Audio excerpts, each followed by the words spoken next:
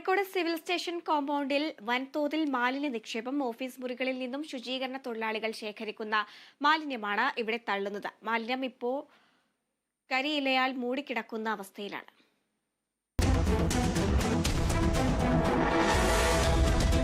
ഇത് ഞെളിയൻ പറമ്പല്ല, ജില്ലയുടെ ഭരണസിരാ കേന്ദ്രമായ കളക്ടറേറ്റിന്റെയും സിവിൽ സ്റ്റേഷന്റെയും അവസ്ഥയാണിത്.